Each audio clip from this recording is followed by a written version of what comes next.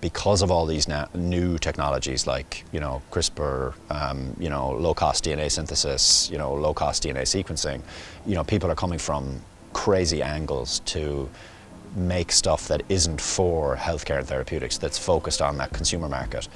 So at Post Carbon Lab, we provide services which are bacterial pigment dyeing or photosynthesis coatings. Is that we want to allow easier access to climate positivity.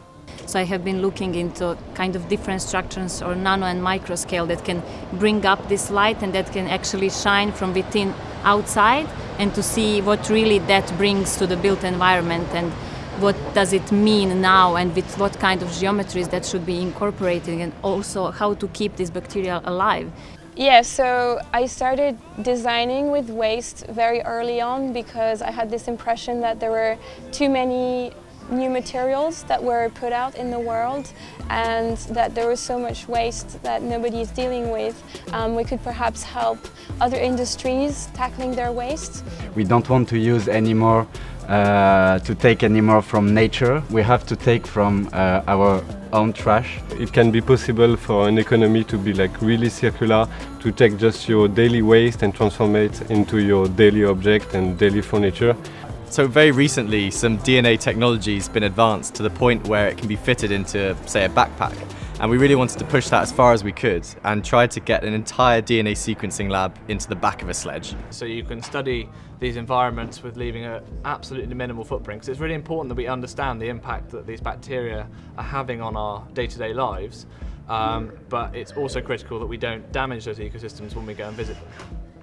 So we are Bria, we are an innovation agency, and today we are showing our digital design project. So with this project, we wanted to just bring more attention to resistant bacteria.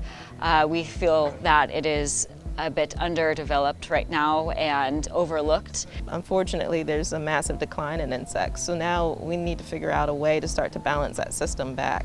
It's just a matter of using a bit of technology in them to get them to do a more efficient job. What I'm interested into is that we, for example, with lichens, we know a lot about them, but we don't know yet how the mechanism of absorption of pollution.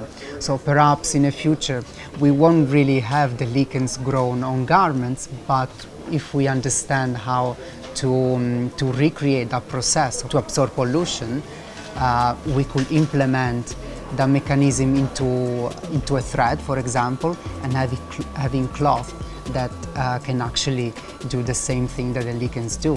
This year I had the experience to learn how to be a teacher and to communicate and spread the word of democratization of biofabrication. It sounds like a song, right? I'm teaching biofabrication in vulnerable neighborhoods. We were trying to think of ways that we could use biodesign to reduce this waste, and so we focused on one disease in particular. It's very interesting for designers. It creates these very compelling drawings where you start understanding, for example, microorganisms, minerals, pollutants in a certain sample of soil. We have an app that when you look at one of the Linda's fabrics, flowers emerge from it. And the idea of having a lab on the body is something that is kind of really compelling, because when you're in space, in the International Space Station, there's no hospital that you can go to. Here, the two supply chains can be linked, and wasted corn, husks, and corn can be used to fuel the production of the denim industry. Really important to experience that we really can share this with everybody, and biofabrication and biodesign doesn't have it isn't just for a small amount of people in society. It has to be for if you want to make a change, this is, I guess, the way it should be done, spread the word everywhere on every layer of society, right?